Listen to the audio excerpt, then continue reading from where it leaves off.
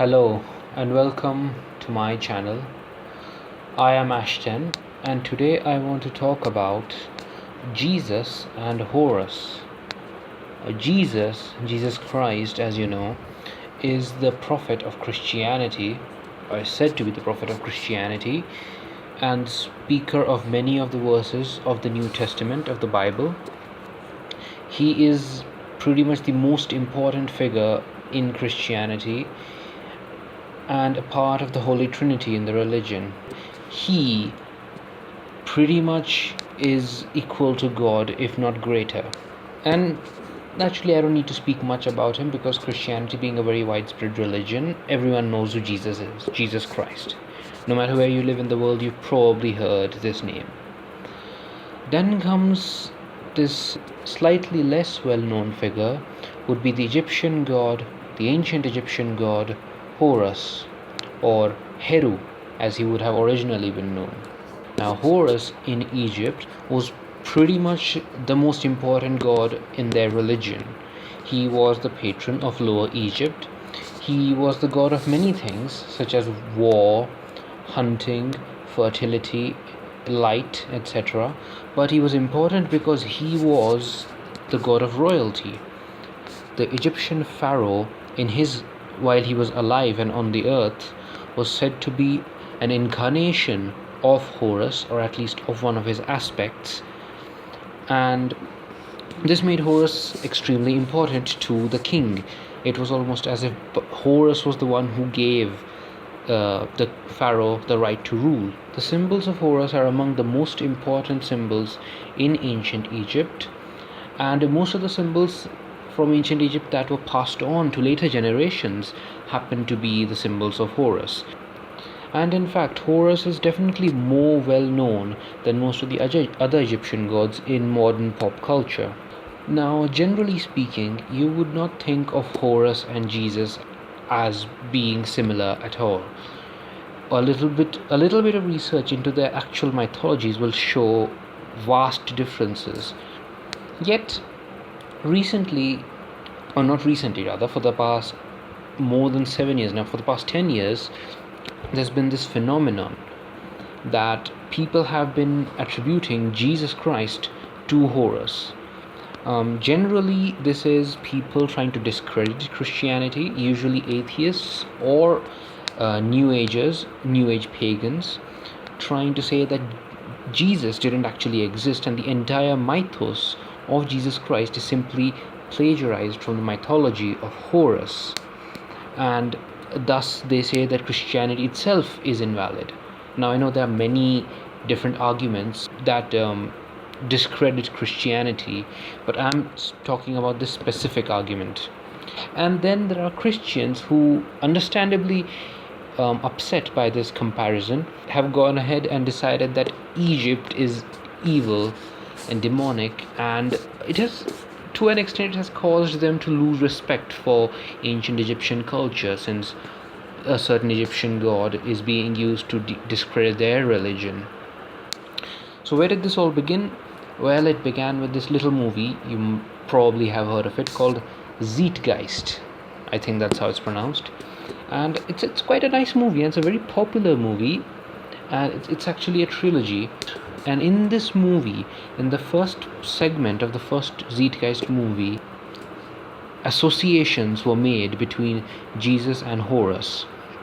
And since then, people have pretty much accepted everything said in this movie blindly, especially the New Agers.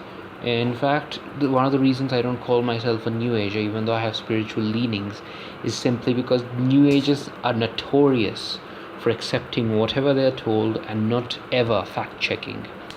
And I thought in this movie I would actually analyze some of those things said about Jesus and Horus, and tell you which ones are true and which ones are not.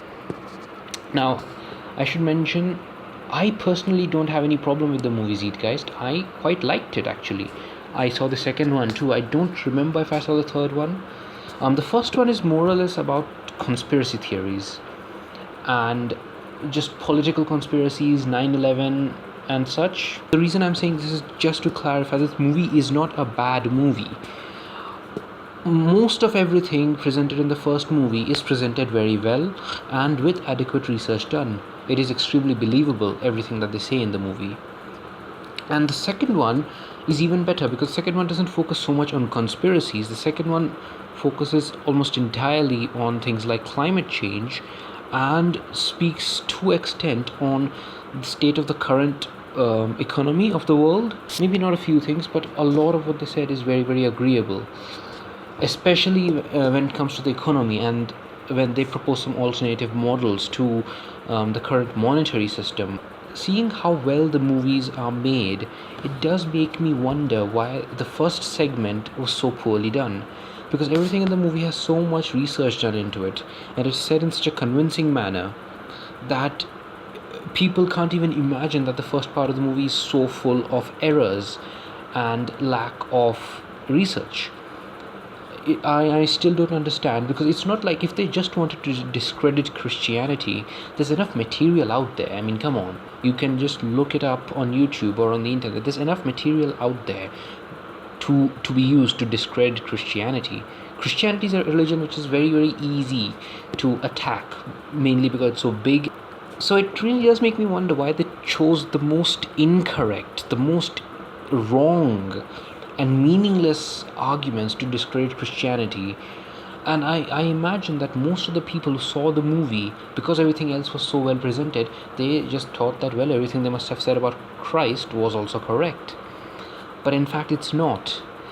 And I can imagine another reason why people didn't bother to fact check after watching this movie was because anybody who was of Christian inclination probably turned off to the first 20 or so minutes, because it was so openly attacking Christianity that any Christian in his right mind would just turn it off because he would be too upset. So I imagine the people who kept watching were the ones who wanted to discredit Christianity, or people like me who didn't really care about Christianity. In fact, at the time, it didn't really worry me, everything that they said. It's more because I care about historical accuracy and because of my interest in Egypt, actually, and in misinformation being spread about Egypt, that I'm making this video. But of course, Christianity might be whatever, but if you want to criticize a religion, at least do it correctly. Let's get started. Now, this movie isn't copyrighted as far as I can tell, because it is freely available on YouTube and it's not been taken down. So I'm just going to play clips from the movie, and then I'm going to just clarify some of the misinformation being spread by this movie. One of the things I should mention right now is the reason why you can trust my judgment on this issue, or at least take what I say, even though it's my personal opinion. You don't have to be too concerned about it, because I am not a Christian, nor am I particularly religious. I've seen many things debunking Zeitgeist over the internet, but you see, since I'm not a Christian, I don't have a reason or a bias towards Christianity or to prove to you that Christ exists, because I'm not a Christian. So it doesn't matter to me whether Christ exists. At the same time, I'm not an atheist, I am theistic. And even if I was an atheist, again, not living in a Christian country, I also don't have a bias towards the other side. I don't have a reason to disprove the existence of Christ to you, and I'm not Egyptian, and I don't really follow Chemeticism, which is basically a modern form of the old Egyptian religion. So I don't have to prove to you either that Christ is false, especially since many of the New Agers in the West have a distaste for Christianity, which I don't. In fact, I quite enjoy Christian literature and mythology. So yeah, just to make that clear.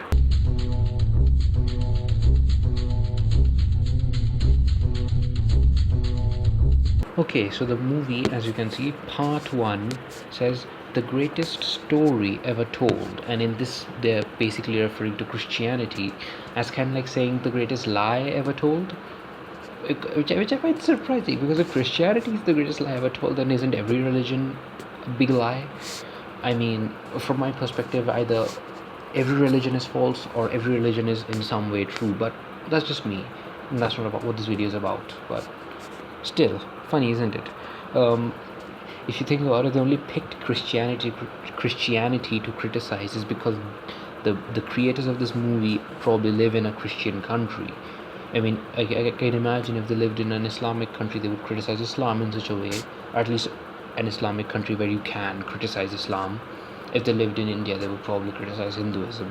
I am only going to talk of everything associating Jesus to Horus and possibly Jesus to other pagan gods. There are a lot of the starting of the movie also levels a lot of criticism at religion itself, especially institutionalized religion. I'm not going to really get into that because that's a debate for another time. I don't have a problem with religion personally, and yeah, I just sat through this bit. Institutionalized religion does have a lot of problems, but religion itself isn't inherently bad, but that's again up to debate. But yeah, I'm not going to focus on stuff like this where they just say stuff about religion because that's just their opinion of religion. This is the sun. As far back as 10,000 BC, history is abundant with carvings and writings reflecting people's respect and adoration for this object. And it is simple to understand why, as every morning the sun would rise, bringing vision, warmth, and security, saving man from the cold, blind, predator-filled darkness of night. Without it, the cultures understood the crops would not grow and life on the planet would not survive. Yeah, this fact is completely true. The first religions all started with the sun, an important symbol and pretty much the closest thing we have to a manifestation of God, at least according to the ancients and even today. This is the cross of the zodiac, one of the oldest conceptual images in human history. To an extent, it is true the cross of the zodiac is one of the oldest conceptual figures in human history, but let's be very clear, it's not the oldest conceptual image in human history. The cross of the zodiac comes from Babylon, from around the first millennium BC. You don't need to be a historian. I don't need to tell you that there are symbols older than that. This is Horus. He is the sun god of Egypt of around 3000 BC. Okay, right off the bat, something I need to clarify. The image shown here is not normally how Horus is depicted. The oldest conception of Horus comes as a royal god, a war god. The sun god of Egypt, as you probably know, is Ra. That's why Horus, even in his oldest conceptions, was usually shown wearing either the double crown of Egypt or the crown of Lower Egypt.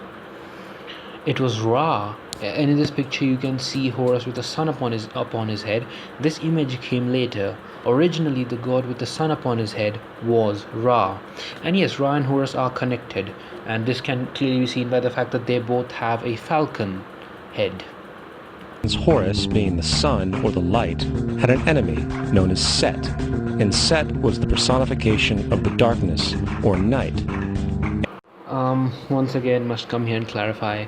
Horus, you see Seth. Okay, Horus and Seth, right? Horus and Seth are not simply light and darkness. You see, Horus was the patron god of Lower Egypt. Lower Egypt being in the fertile Nile Valley. And Seth was the patron of Upper Egypt. Upper Egypt being the desert, the arid desert. So you see, in a way, Horus and Seth don't represent light and darkness, but Horus represents fertility and Seth represents infertility. The barren desert versus the fertile Nile Valley, Upper Egypt versus Lower Egypt. And you see, it wasn't really a versus thing. Egyptians, the kind of religion that they followed, they called Egypt the land of the two kingdoms for a reason. The Egyptian civilization itself was structured to mimic their mythology.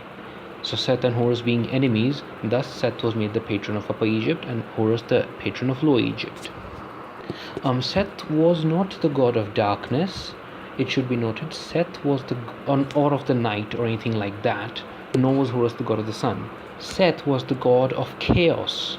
He was the god of destruction. He was associated with things like environmental disasters and infertility, predatory animals, anything that was a danger to humanity. Not necessarily night or darkness. And this is a horrific oversimplification of the religion. And metaphorically speaking, every morning Horus would win the battle against Set, while in the evening Set would conquer Horus and send him into the underworld. Okay, yeah, that's wrong. Every morning, it was not Horus and Set. Remember I said Set and Ra are very similar? Sorry, Horus and Ra are very similar. Every morning, it was believed that Ra, the god of the sun, the god of light, overcame Apophis. Apophis, or Apep, as he was known at the time, is the very embodiment, the very manifestation of chaos and all that is evil in the world, and he was represented as a giant serpent. Every morning, the Egyptians believed when the sun rose, Ra overcame Apophis and brought light into the world. And every night, it wasn't Apophis defeating Ra and sending him to the underworld. At night, it was believed that Ra would become old and a ship would descend into the river of night. And it was at midnight and in the early hours of the morning that he would fight and overcome Apophis. Do you know who one of his lieutenants was? Seth. Seth was the god of chaos, but he was still a god and thus an enemy of Apophis. Apophis is the real god of darkness and the god of evil. Broadly speaking, the story of Horus is as follows. Horus was born on December 25th of the Virgin Isis Mary. His birth was accompanied by a star in the east, which, in turn, 3 kings followed to locate and adorn the newborn Savior. At the age of 12, he was a prodigal child teacher, and at the age of 30, he was baptized by a figure known as Anup, and thus began his ministry. Once again, oh my god, I had forgotten how inaccurate this first part of the movie was. First of all, Egyptians didn't follow the exact same calendar that we do today, the Georgian calendar. There is no evidence that states a specific date of birth for Horus. In fact, here's the thing. It was originally the Egyptians believed that there were only 360 days in the year, but later on the god Thoth, the god of wisdom, added 5 days at the end of the year in which the 5 major goddesses of the Egyptian pantheon were born: Osiris, Isis, Horus, Set, and Nephthys. These 4 gods were born between the 27th and the 31st of December. So technically Horus was born on the 28th of December, right after Osiris being born on the 27th of December. Isis was not a virgin. In fact, it should be made very clear how the Egyptians perceived purity and virginity and things like that. Egypt was a very sexual religion, as were many of the ancient religions. That's why the symbol of their most important god Osiris is sometimes a phallus. Isis was pure, and according to the Egyptians, there were some goddesses who were ceremonially pure. Isis was said to have removed all her bodily hair, but her being a virgin was not made an important thing. Isis was the goddess of motherhood. She was supposed to be fertile. A goddess of motherhood and female fertility would not be a virgin. Also, star in the east adorned by 3 kings. There isn't really an Egyptian myth that say this. This is literally just the creator of Zeitgeist making shit up. You know what's amusing? The fact that they refer to all Egyptian gods have a Greek name, right? Like I said, Horus in Egypt was called Heru, and it was the Greeks who named him Horus because they couldn't pronounce Heru, most likely. It's interesting how they refer to Horus by his Greek name, but Anup, as they call him, by his Egyptian name. Anup, by the way, is the god that we all know, Anubis, the god of death. Anubis is not just the god of death, of course he has many duties. Baptizing people and baptizing Horus isn't one of them. Horus had 12 disciples he traveled about with, performing miracles such as healing the sick and walking on water. There are no specific disciples of Horus, nor is him walking on water made to be a particularly great feat. I mean, there are certain things in Egyptian mythology that gods are said to have done, like Horus is sometimes said to have walked on water and turned into animals and stuff, but you must realize other Egyptian gods could do this as well because they were gods. You know, even Seth could walk on water and turn into different animals. Horus was known by many gestural names such as the Truth, the Light, God's Anointed Son, the Good Shepherd, the Lamb of God, and many others. Okay, here he has very intelligently altered the names of Horus ever so slightly so that they all sound like names of Jesus. Horus didn't actually have any of these names. Okay, here are some of the actual names of Horus. Now you see, to the Egyptians, all these names and giving names to their gods was very important to their religion. and all gods had titles. Here are some of the titles of Horus. The hawk-headed god, Horus the Avenger, Slayer of Typhon, Glorious One, Youth of Sunrise, Lord of Light, the Great Black One, Son of Truth, Horus of the Two Horizons, Babe in the Egg. None of them sound like the ones given here. After being betrayed by Typhon, Horus was crucified, buried for 3 days, and thus resurrected. Horus was not betrayed by Typhon. Horus's father. When you see one of the most crucial myths, the central myths of Egyptian mythology is the myth of Osiris. You've probably heard of it. Horus is not the one who was betrayed by Typhon. Osiris, his brother, is the one betrayed by Typhon. Horus grew up hating Typhon and wanted to kill him. Also, Typhon, I like how this movie never actually mentioned that Typhon is the Egyptian name of Seth. You see, the Seth whom they mentioned in the beginning of the movie is Typhon. Now, Typhon was a separate figure in Greek mythology. It just happened so that Greek writers decided that both Seth and Typhon were similar enough to be the same person. Horus was never crucified. In fact, I don't think Horus ever died and was resurrected. So it was Osiris who died and was resurrected. These attributes of Horus, whether original or not, seem to permeate many cultures of the world, for many other gods are found to have the same general mythological structure. Attis of Phrygia, born of the Virgin Nana on December 25th, crucified, placed in a tomb, and after 3 days was resurrected. None of those things happened to Attis. Attis is a Greek god, and his story of self-mutilation, death and resurrection is associated with the death of fruits in winter and their revival in spring.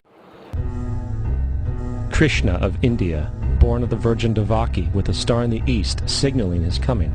He performed miracles with his disciples, and upon his death was resurrected. Oh, now he's getting personal.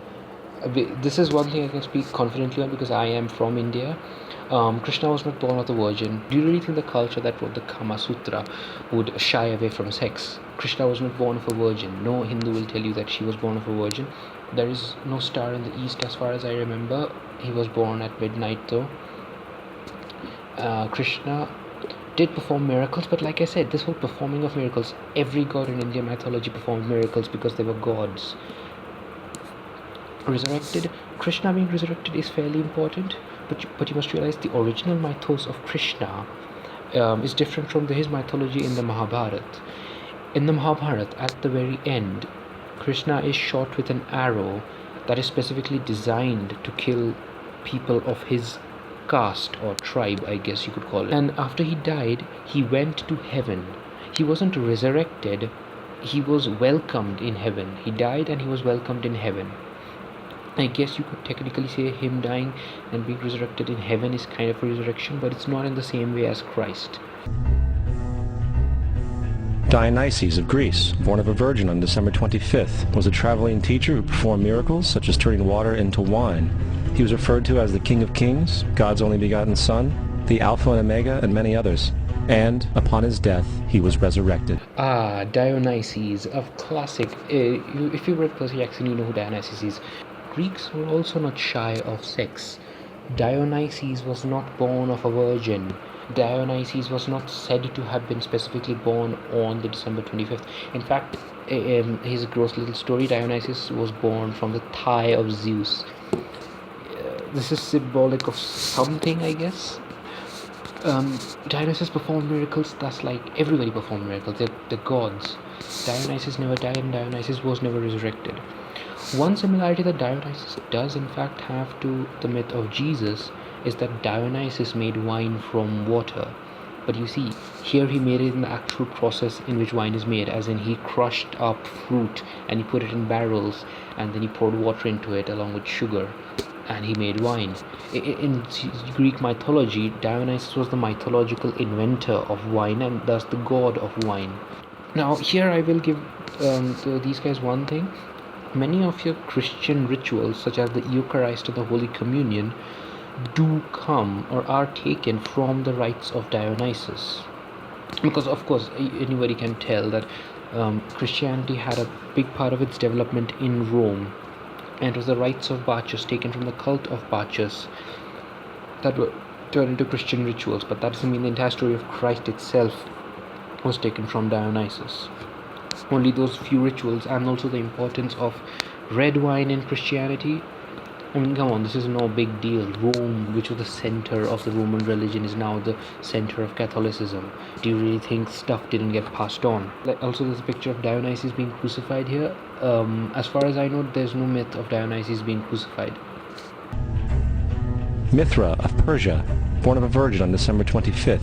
He had 12 disciples and performed miracles, and upon his death was buried for 3 days and thus resurrected. He was also referred to as the Truth, the Light, and many others. Interestingly, the sacred day of worship of Mithra was Sunday. Yeah, you know who else was worshipped on Sunday? Ra, the god of the sun, the one whom you haven't mentioned yet. Our modern calendar, many aspects of our modern calendar do come from Egypt, and Sunday being Sunday does come from Egypt. In fact, it's funny how for this one thing they ditched the Egyptian bit. The day of Ra was Sunday, and Ra was worshipped on that day. I'm not completely familiar with the story of Mithras. Many aspects of Mithras are so similar to Christ that you might think that many aspects of Christ must have come from the story of Mithras. I'm just not familiar enough with the story of Mithras to actually give you a meaningful response here. But I'm sure you can do your research and find out that this bit is also full of plot. The fact of the matter is, there are numerous saviors from different periods from all over the world which subscribe to these general characteristics. No, the savior, right, is a very common thing in religion. Saying that every single savior in every single religion all over the world subscribes to these myths is completely wrong. The question remains, why these attributes? Why the virgin birth on December 25th? Why dead for 3 days and the inevitable resurrection? Because religions like to borrow from each other. Throughout the ancient history, right, religions have borrowed from each other. Just like cultures borrowed so many things from each other, like cuisine and language and traditions and science and math, they also borrowed religious aspects. December 25th and the virgin birth don't actually have a big importance in many of the religions, like in Hinduism, Krishna, Mithra, Dionysus. None of these people have anything to do with December 25th and the virgin birth. I will tell you where the December 25th bit comes from, though. You might have heard this, Christians say this actually, that Jesus was actually said to have been born in March, and that Christmas, the date of Christmas, actually comes from an ancient European festival. In fact, it's funny how he hasn't mentioned the old religions of Europe at all. An ancient European festival that is still followed today in many parts, called a Yule. And you see, Yule is celebrated on 21st of December, which is the solstice, the longest day in the year, after which the days start getting shorter and the nights start getting longer. And in Europe, this thing had importance because, as you know, in Europe, winters and summers have a very great difference. Yes, in Europe, on December 21st, which later on became 25th and the Christians adopted it, the sun was said to die and the earth would become a crone. Part of this was because the earth was no longer fertile, because it would start snowing and you couldn't grow anything, and the sun would disappear. I mean, the sun wouldn't appear, or there wouldn't be much warmth from the sun. And then this would carry on for months and months until spring, when the sun would be reborn. And yes, this does associate to the story of Christ, but this is not where the story of Christ comes from. So this is actually what Yule is, and why Yule is important. No, and it's not just this. December 21st, Yule was known by a separate name in Greece and Rome. In Rome it was called Saturnalia. I don't remember what it was called in Greece. And it was a harvest festival, and on this day the Greeks and the Romans would tour the lands, and it would be a holiday, and they would see how the harvest had been. So you see, already the mythology and the meaning of the festival changes completely. And in countries like Egypt and India and Persia, this particular date had no meaning, because you see, the closer you get to the equator, the warmer it gets.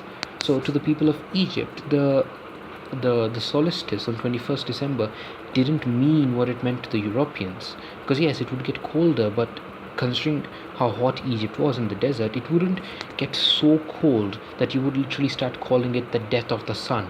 Why 12 disciples or followers? It's never said necessarily that there were 12 disciples and followers in any religion except Christianity. And yes, this is because 12 is an important number in many Western cultures. So 12 was not always a sacred number. It was a sacred number in Abrahamic religion. Okay, after this, he just goes on to tell how the mythology of Christ very closely mimics the movement of the sun. And here I don't really have a comment because everything he says is correct.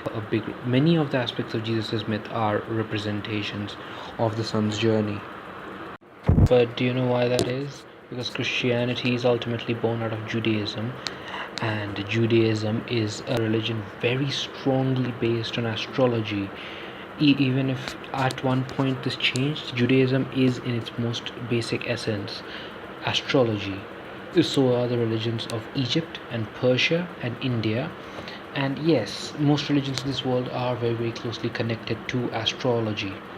That does not necessarily make them all invalid. Symbol, the shorthand of which looked like this. This is not a symbol of Christianity. It is a pagan adaptation of the cross of the zodiac.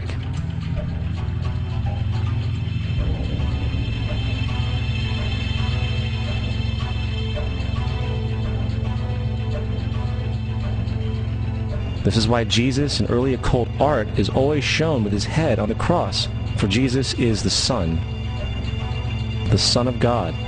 Okay, what he says here is correct. The Celtics did worship the sun, and this symbol, we don't actually know what the origin of the symbol is. So to simply say that it's connected to the cross of the zodiac is kind of arbitrary, but who knows, this might be the case. But importantly, the cross used by Christians is not actually a solar cross, and this is fairly important to remember. The cross. Now we all know that the cross used by the crucifix, the actual crucifix used by Romans to kill people or to execute people, didn't look like the Christian cross. Where does the Christian cross come from? The Christian cross actually does come from Judaic mysticism and the Kabbalah. This symbol is called the Kabbalistic cross. Also, back to Egypt, the whole thing of crosses being spiritual. The cross first became an important symbol in ancient Egypt because it was the symbol of the resurrection of Osiris. It was more of an X. If you've ever seen an Egyptian tomb, you will have seen people, the picture of the pharaoh on top of the tomb with his arms crossed. This represented his resurrection in the afterlife. The cross represented the crossing of the crook and the flail, the symbols of ancient Egyptian royalty. So in the Abrahamic religion, it was an important mystical symbol, showing the power of the divine manifesting upon the earth, called the Kabbalistic cross. And yes, the Celts also had a cross, but the Christian cross most likely is taken from the Kabbalistic cross and then merged with the actual crucifix that the Romans had. There is another Egyptian symbol called the Ankh, which represents life. As you can see, the Ankh it looks similar to the womb, and thus it represents life. It's possible that this has something to do with the crucifix, because the crucifix does represent the coming back to life of Christ. In fact, it's possible, since the Jews and the Egyptians were two contemporary cultures, the Jews took this idea of the Ankh, and from that they formulated the Kabbalistic cross. But yes, the Christian cross comes directly from the Kabbalistic cross. What the Kabbalistic cross itself might have been derived for is up to consideration. But remember, it does have importance on its own as well. It's not just a plagiarized symbol. It does have a definition and a justification. And ultimately, since Christ is said to have been crucified, they possibly altered the crucifix slightly to match the Kabbalistic cross, thus keeping with their Abrahamic tradition. Throughout this movie, they keep going on and on about different gods being crucified, but the fact of the matter is, Christ is the only actual God who is said to have been crucified, which is why the myth of crucifixion itself is not stolen from anywhere, even if the cross itself might have been borrowed. And ultimately, since Christianity and Judaism have the same basic mythology, I don't know if you can call that plagiarism or borrowing. With his crown of thorns or sun rays. You see this symbol of the sun rays? This is what was worn by the Colossus of Rhodes, which was a giant statue of the Greek sun god Apollo, which once stood at the port in Rhodes. And this Colossus of Rhodes statue is what the Statue of Liberty actually came from. But you see, the crown of thorns thing could also be something else. For both the Romans and the Greeks, a crown of leaves or grass or laurel wreaths was a very important symbol. It symbolized victory. It's possible that the crown of thorns represented the opposite. But it should be noted that the thorns are supposed to be a negative symbol here, not a positive symbol. The actual positive symbol of the sun in Christian mythology would be the halo that you sometimes see behind the head of Jesus and on top of the heads of angels. You sometimes see in other religions gods having, even in Hinduism, you see this kind of a halo type thing behind the gods' heads. And of course, in Egypt, it was the Aten, the sun disk. And that was the positive symbol of the sun. The crown of thorns is a more negative symbol, and I doubt it represents something like the sun. It probably represents something else. The character of Jesus, being a literary and astrological hybrid, is most explicitly a plagiarization of the Egyptian sun god Horus. And we're back to Horus. Jesus' story is not, as I have said before, the plagiarization of the story of Horus. Jesus and Horus have next to nothing similar. In fact, here I'm going to stop talking about the movie now because there's not much about Jesus anymore, and just compare Horus and Jesus for you once. Jesus, right, he's a solar deity. He is kind, he's benevolent, he preaches peace and love and such things. Horus is a completely different god. Horus is a war god. Horus is violent. He is vengeful. He's the avenger for a reason. He's severe. In fact, in Egyptian mythology, it was said that Horus attacked his enemies with such ferocity that they were temporarily blinded and deafened by the sheer flurry of his attacks. Horus sometimes go into an uncontrollable rage where he would slaughter anyone in his path. At one point he accidentally cut off the head of his own mother, which was of course placed back because she's a goddess and she can't die. So Tahuti fixed that up very well. And the story of Horus, the entire story is the story of a warrior finding salvation, because at the end Horus has to understand to control his anger and his violence. He is reconciled with his enemy Seth, whom he wanted to kill from the very beginning, and it is only after Horus is reconciled that he is crowned king. Here Heru becomes Heru-Ur, and the Greeks said that Horus became Aroris, which means Horus the Elder. Sometimes he is also referred to as Herukuti or Horakti, meaning Horus of the two horizons. And here this was a symbolic mending of Horus's ties with Seth. It was shown that in order to be a true king, the king must be humble and the king must be at balance with himself. He must have his emotions under control. Now this is all nice and all, and Jesus' story is nice too, with him being a teacher and a preacher and teaching people to be loving and forgiving and accepting. But just think for a minute, both of these stories are nice, but what do they actually have in common? Horus has literally nothing in common with Jesus. Horus is a completely different kind of an archetype. You know who actually has something in common with Horus? Moses. Jesus, in fact, is closely linked to the god Osiris, because you see, Osiris was the one who was betrayed by Seth, and then he died, and then he was revived. His death and resurrection played a key role in the religion of ancient Egypt. But here's an important thing. It's something that will make sense. Now you might say, okay, so perhaps Jesus wasn't just copied from Horus. Maybe he was copied from Osiris. But you see, Osiris and his myth have nothing to do with the sun. Like I said, in Egypt, the sun was not said to die with the winter and come back. Osiris was also a solar deity. In fact, Osiris and Jesus are very, very identical, except Osiris is a king, is more of a royal king, whereas Jesus is more of a teacher. You see, Osiris's death and resurrection was linked to the annual flooding of the Nile. The Nile River would dry up and people would say that Osiris has died. And then when it would come back and flood the valley and make its banks fertile, it was said that Osiris has been resurrected and that he has brought fertility to us as the god of fertility. And also with the death and resurrection of the human being.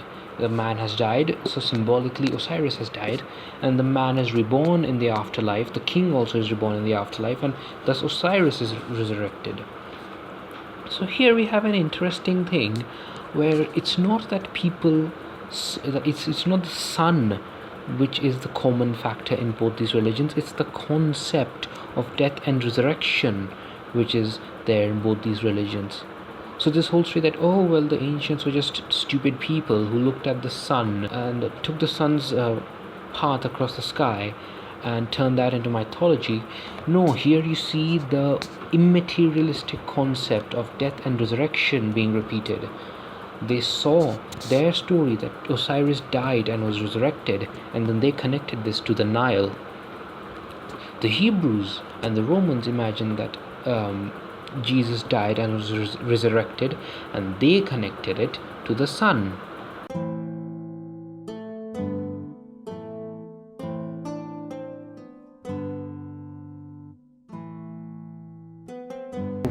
He keeps bringing up astrology, right? And he keeps showing us how mythology is so closely linked to astrological cycles. And this way he seems to be trying to say that spirituality and religion are invalid, not realizing that astrology itself is a spiritual practice. And not just that, but it is something practiced by every culture in the world. Astrology wasn't simply a way of keeping time and counting the years and knowing when the seasons were changing. That is astronomy. Astrology was the spiritual practice associated with astronomy. Say when the ancient Egyptians were writing the mythology of Osiris and they were linking it to the annual flooding of the Nile, they were aware that they were doing so, but they did not think that Osiris was not a real person. They still believed in Osiris. They didn't think they were just making up a story to explain the Nile's flooding. They knew that the Nile flooded for different reasons and that was a physical phenomena, and they still believed that Osiris and his mythology, which links to this phenomena, was real. It seems to me that the ancient civilizations, unlike religion today, which has taken on a linear thinking, most of the ancient civilizations, including the ancient Christians and the ancient Hebrews, and reconciled mythology and reality much better than people today. Ancient Egyptians, for example, took all the ancient physical phenomena that they observed and linked that to the mythology of gods, and they still believed that the gods existed. You see, according to the ancient Egyptians, the gods were not physically present in this world. They existed in a separate dimension. This dimension, they called it sometimes the timeless land or the timeless plane, or basically the land beyond time, where time does not work the same way that it does here. The Egyptian term for it would sometimes be Amentet and Duat, for the higher and the lower timeless plane. They believed that the life force of different deities was linked to physical phenomena. It does not mean that the deities were the physical reason why certain phenomena happened. For example, if you were to encounter an ancient Egyptian today, somehow with time travel, I guess, and you asked him, well, there is this god, Jesus, he is our prophet, and we believe that he exists, But unfortunately, it has been proven that his mythology, his life story, is linked to the path of the sun through the sky, and that makes me very concerned. Does he not exist? The ancient Egyptian will tell you, well, that's the purpose of mythology. Mythology is supposed to be the linking of the life force of a deity to physical phenomena.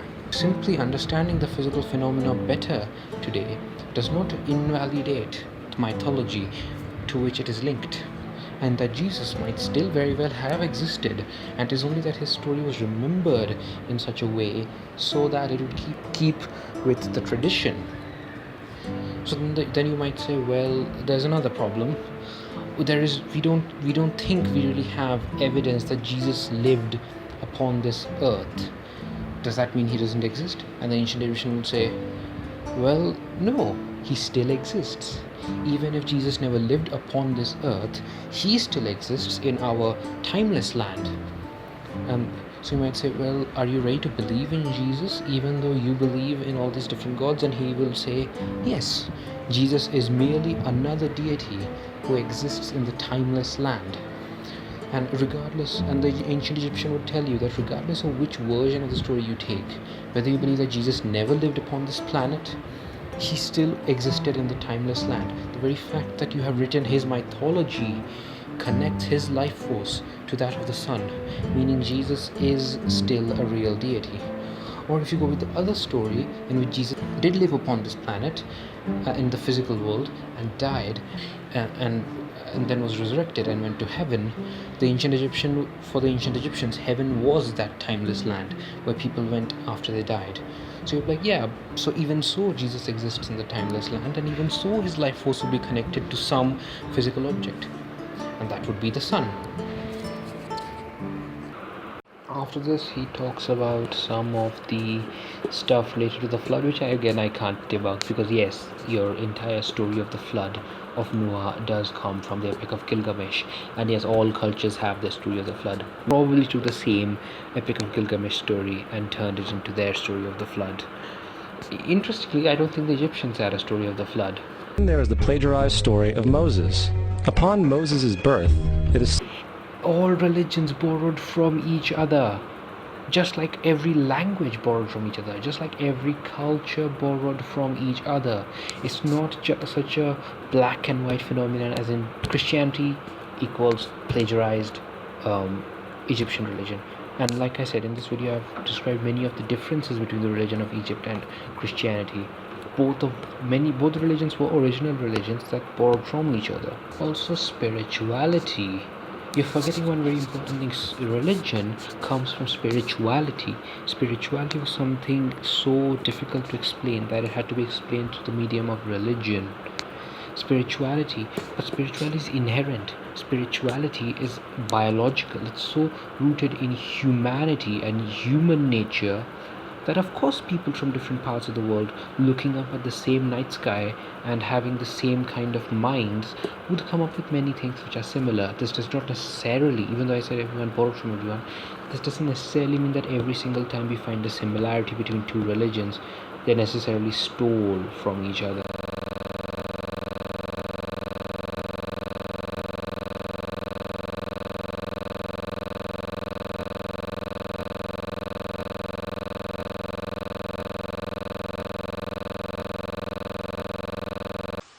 Justin Martyr, one of the first Christian historians and defenders, wrote, "When we say that he, Jesus Christ, our teacher, was produced without sexual union, was crucified and died and rose again and ascended into heaven, we propound nothing different from what you believe regarding those who you esteem sons of Jupiter." In a different writing, Justin Martyr said, "He was born of a virgin, except this in common with what you believe of Perseus." It's obvious that Justin and other early Christians knew how similar Christianity was to the pagan religions. Okay, here's the thing. This whole thing where Christianity is so similar to European paganism, here I will tell you why this happens. You see, after Constantine went ahead and adopted Christianity as the official religion of Rome, you had to convert the people.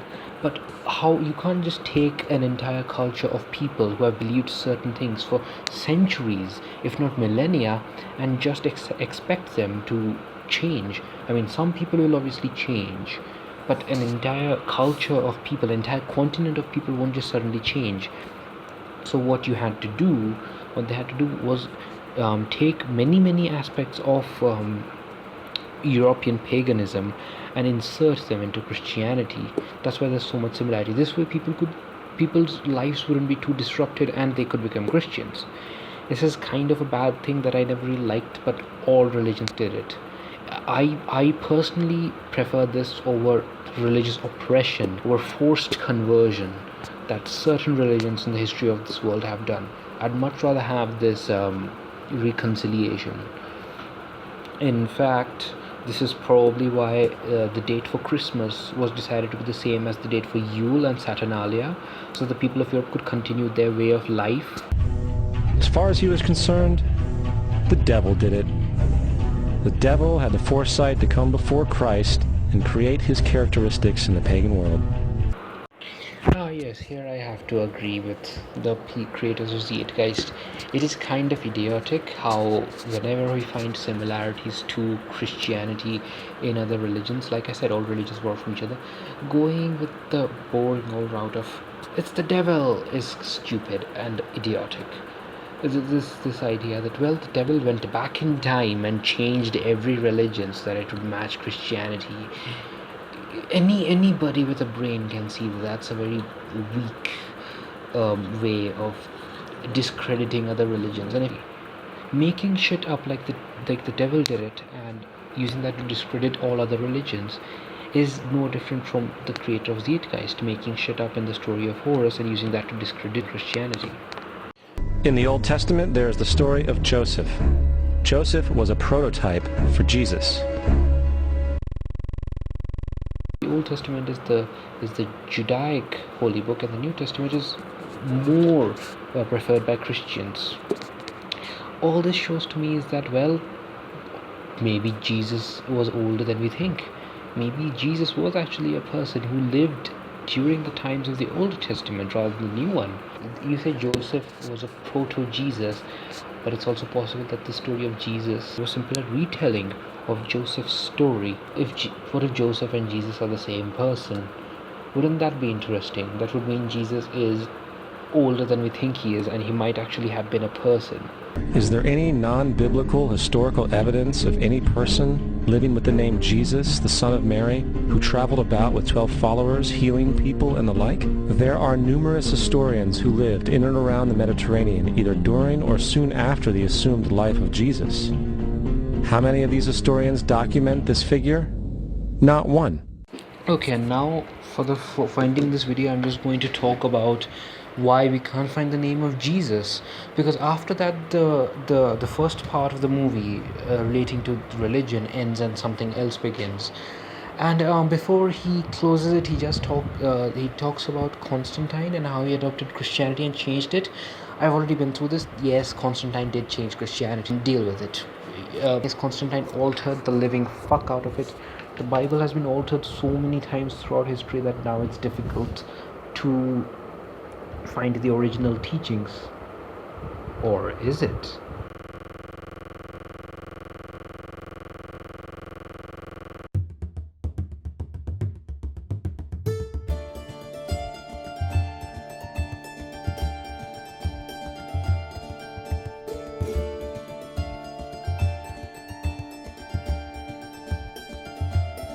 So, who's the prophet of Christianity? Well, it's Jesus Christ. Okay, first off, his name wasn't Christ, and even Christians know this. Back at the time where Jesus is said to have lived, Jews and people of Israel didn't actually have surnames, didn't actually adopt surnames. In fact, here's the thing, surnames are not actually as common as you might think. You see, surnames are a thing specifically of European origin. People of the other parts of the world didn't necessarily have surnames. Like the Egyptians and the Middle Easterners didn't necessarily have surnames. Indians adopted surnames after their caste, and the only other culture which actually had surnames since for a long time were the Japanese. But for them, of course, the surname is not really the surname; it's the family title, which is put before their name. The Europeans put it afterwards, and it was this concept of surnames which turned Jesus into Jesus Christ. But of course, in the Bible, in the original Hebrew Bible, it doesn't actually refer to him as Jesus Christ, because and many a times you see more aware Christians referring to him simply as Jesus of Nazareth. Christ probably comes from cross, I would say. When the cross is a spiritual symbol of Europe, as I told you, and also of Israel. And when it became the symbol of Christianity, it's possible that someone decided, well, let's just take cross, turn it into Christ, and put it at the end of Jesus' name. In the original Bible, Jesus isn't even the name given to Jesus. In the Hebrew Bible, Jesus is called Yeshu or Yeshua, right? Yeshua of Nazareth. In fact, sometimes if you ask a Hebrew-speaking person to name Jesus, he will call him Yeshua. You see, Yeshua, and we've already been through how Greeks changed words that they couldn't understand to match their pronunciation, just like they changed the name of the Egyptian gods. Just like that, they changed Yeshua. Yeshua with the Y became Jesus for the Greeks. And well, with Latin, as Latin came in, Jesus became Jesus. That is why sometimes you see, you know how the Hebrew God was Yehovah and it started with a Y, but in Latin sometimes Yehovah is written with an I. Just like that, Jesus became Jesus. Probably pronounced the same way, but this time now with an I. But but then English came around, and with Saxon and Nordic influences, the year in Jesus became denoted by a J, because as you know, in Northern European languages, J is pronounced year, or the sound year is denoted by the letter J. So Jesus was still called Jesus, but now it was written with a J. And then as English modernized, the whole use of J as year was dropped, and J began to be pronounced as J. That is where Jesus became Jesus. And that's why in many of the early European languages, such as the Romance languages like Italian and Portuguese, people sometimes refer to Jesus as Jesus. And it's only modern English where the S is sometimes pronounced as Z that it became Jesus. But the Hebrew Yeshua went to the Greek Jesus, which then went to the Latin Jesus, which then was influenced by Northern Europe and became Jesus but pronounced with a J. That became in the Romance languages Jesus, and then in English Jesus. So no fucking wonder we can't find any evidence or manuscripts or records of Jesus Christ, when in reality we should be looking for Yeshua of Nazareth. Or should we? No, we shouldn't be looking for Yeshua of Nazareth either. Now, here's a little thing concerning the name Yeshua. Right? Hebrew, as you know, is a very important mathematical language. You see, the alphabet of Hebrew was closely linked to Judaic mysticism. I don't know how much Judaic mysticism plays a role in Judaic religion, but you see, in Judaic mysticism, and in fact, yes, to an extent, even in Judaic religion, each letter symbolizes something. Each letter holds a meaning, a spiritual meaning. So, as you know, the name of God is Yehovah in Hebrew, right? YHVH, Yud, He, and Waw. And this is YHVH. Now, you see, in Judaic mysticism, the last letter, which is Shin, also can be pronounced as Sin, but it is Shin. and Shin represents spirit, human spirit, or the Holy Spirit. Now, when you take Shin and you put it in the middle of Yehovah, what do you get? YHSVH. Do you know how that would be pronounced in Hebrew? Yeshua. That's right. Because in Hebrew there are of course different ways of denoting the sound U. Sometimes simply by putting the vowel point called the holam under a letter, you can denote U. But more often than not, you will see in Hebrew the sound U is represented by a vav with a point. So in fact, vav is usually, when you hear the sound U in Hebrew, you will normally see a vav written there. I know I called it a vav, but it's also called a vav, just again to show you that V and U are interchangeable. In fact, even in Latin, you will find that V and U are interchangeable. So Yeshua actually is the Hebrew name of Jesus actually is the result of putting Shin, the Spirit, in the name of God. YHVH, Yehovah or Yahweh, however you might call it, becomes Yeshua. YHSHVH. Yeshua. So you see, the Hebrew name of Jesus isn't actually a name, it's more of a title. Yeshua literally can be translated as God impregnated with the human spirit, or perhaps as God reincarnated upon this world, upon the earth, or as the Son of God, the avatar of God, the reincarnation of God. So the name Yeshua is a title, it's not an actual name. That is why we cannot find any evidence of Jesus. Perhaps he didn't perform miracles, but the reason why we can't find any evidence of the person who started Christianity, at least laid down the basic teachings of Christianity, is because they were not called Yeshua. Just like Christ, Jesus is also a title name. It's not an actual name. Now, is there an actual Jesus? I don't know, and personally it doesn't matter to me whether he actually existed or not, and I'm not particularly interested in trying to prove it either. Here is something you can do to follow up on. There is a certain Christian historian who believes that he has found who Jesus was. I don't remember his name, but I'll put it up on screen. This historian believes that Jesus was actually the Babylonian king called Izat Manu, and he believes that Izat Manu is the one who has been written about in the Bible and called Yeshua. And apparently, according to him, Izat Manu was crucified by the Romans, and according to him, Izat Manu did in fact hail from Nazareth. I haven't really followed up on these claims, but you are free to research him and look at what he has to say.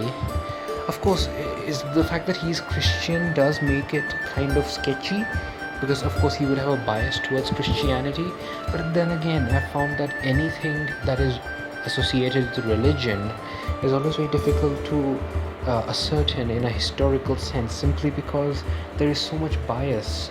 The people of that religion are so biased towards it, and the people who are not of that religion are so biased against it. This makes it very difficult to think of it objectively. And this channel is about being unbiased, so please go ahead and look into that. But I think I have covered Jesus and Horus adequately, and at least to the best of my capability, and clarified a few things. Again, to say I don't have anything against Zeitgeist. In fact, it's only when I was watching this video that I got a little rambly and angry, and perhaps it sounded like I was criticizing the movie. It's a very good movie and you should definitely go and see it. Even if you're a Christian, just somehow sit through the first part of the movie where he just rambles on about Christianity. I mean, it's very obvious that the creators of Zeitgeist have a bias towards Christianity, a negative bias, and in fact towards all religion, but mostly towards Christianity, because I guess that's the only religion they've ever been familiar with. But it's still a good movie, even if you're not into conspiracies. There is a lot of good points. I don't know how long this video will end up being, so I'm sorry if it was too long. I wanted it to be just a 10-15 minutes long, but I had forgotten how many problems this movie creates and how much misinformation there was in the first part. But still, if you sat through this and you enjoyed this movie, do leave a like and subscribe to my channel. It does help me out a lot. In fact, since I am a new channel and I barely have any subscribers. And thank you for watching. May you have a great day, and I'll see you again.